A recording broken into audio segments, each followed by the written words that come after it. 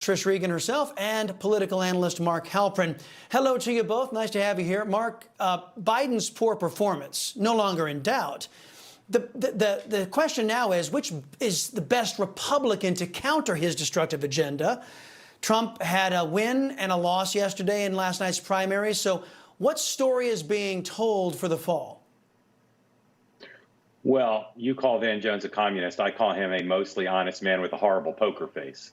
I think he revealed there the view of a lot of... Oh, no, wait a minute. Whoa. No, that was self-admitted. Van Jones admitted on camera that he was. That wasn't me saying he was a communist. He admitted it himself, but go ahead. No, I know. I'm just saying, to me, the critical thing there is that does represent the view of a lot of Democrats, and it has them worried about the midterms because President Biden's lack of popularity with all sorts of voters is the leading indicator of how Democrats are likely to do in the fall.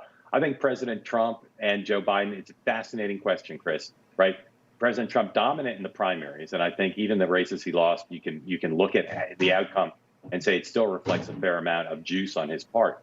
Which one of those two guys is going to be on demand by candidates of their party in the general election? I don't think we know. Ooh. But who's going to Milwaukee? Who's going to Green Bay? Who's going to Scranton? We'll see.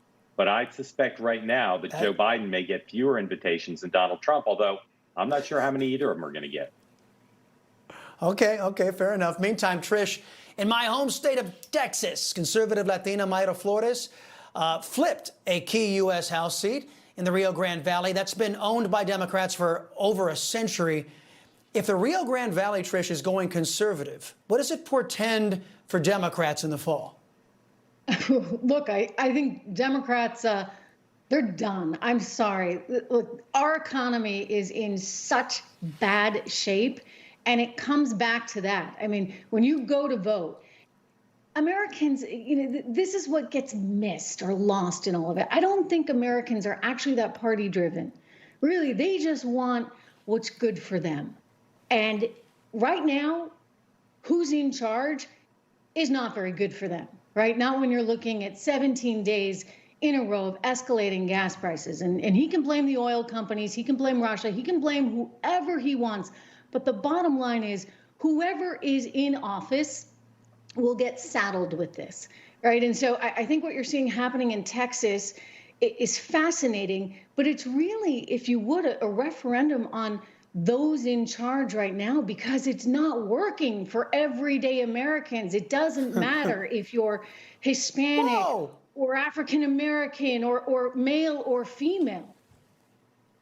Wait a minute, Trish. You mean you didn't go and take your January 6th kangaroo court credit to fill up your tank? I just did it the other day. It was my January 6th credit. Filled up my tank. It cost me a C note. And yeah, the Democrats are doing everything they possibly can to make our lives better. That's what the whole January 6th farce is about. Mark, Bloomberg is now reporting that the Biden administration's sanctions that were meant to punish Vladimir Putin are quickly backfiring on us. They stated, quote, some Biden administration officials are now privately expressing concern that rather than dissuading the Kremlin as intended, the penalties are instead exacerbating inflation, worsening food insecurity, and punishing ordinary Russians more than Putin or his allies. Meantime, Biden is still blaming Putin. Watch. My plan is simple. First, I'm doing everything in my power to blunt Putin's gas price hike. Just since he invaded Ukraine, it's gone up $1.74 a gallon because of nothing else but that. Okay, Mark, so you've been watching Biden, as I have, for years, and maybe you don't have this evaluation, but from what I could tell, most Democrats viewed him throughout his entirety of his career as kind of a goof. Isn't he living up to what Democrats always knew that he was? Chris, I say it pretty regularly, but I'll say it again. There's a reason why Barack Obama and Hillary Clinton thought Joe Biden should never be president. And it relates to what you asked about, which is he ran twice before, didn't do well at all, and then he did well in 2020 under unique circumstances. But we're seeing the limits of his leadership and communication abilities, which, as I said, Barack Obama and Hillary Clinton both were very, very concerned about, and why they both thought he should never be president. All right, Trish, economists now openly talking about the certainty of a Democrat recession. Even CNN is calling this out. Watch. How bad is the surge in prices? It's awful. I mean, it's awful, and how people feel about it is even worse. You know, you look at the consumer sentiment right now, and what do you see? This is the worst consumer sentiment ever measured. I'll compare it to Carter at this point in his presidency, right? Look at the disapproval rating Joe Biden has on inflation right now. It's over 70%. Carter was not even there at this point. When you're doing worse than Jimmy Carter's doing in the minds of Americans on inflation, you know that they're holding you responsible. It's kind of where we started here, Trish. If you're a Democrat and you can't bring along CNN, isn't this really telling of the scope of damage that you were alluding to the Democrats and their party is doing to our country? Look, it's enormously frustrating. And putting all politics aside for just a moment, it's as though everything that they have done from an economic policy standpoint has just been so flat out wrong. I mean, one of the reasons we're so challenged on the energy front is because the communication that came from the White House from the very, very beginning was that we don't like big oil.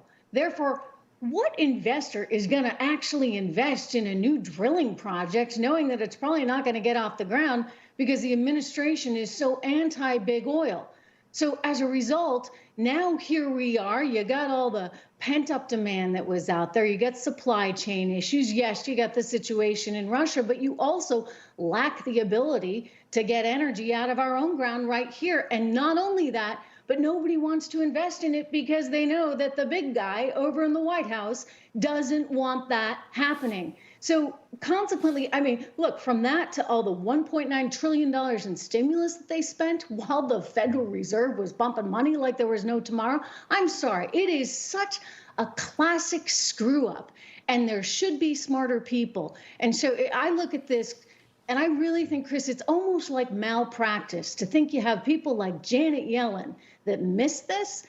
It's unbelievable to me. When you've got the Obama administration saying you're doing it wrong to the Biden administration, it's surreal. It's and crazy. And today we got a 3/4 basis point hit on interest rates. A lot of people are saying that should have been done a long time ago and spaced out rather than making this hit so hard. Guys, I think we're in for some rocky roads ahead. Thank you, Trish Regan, Mark Halperin. Appreciate the time as always, guys.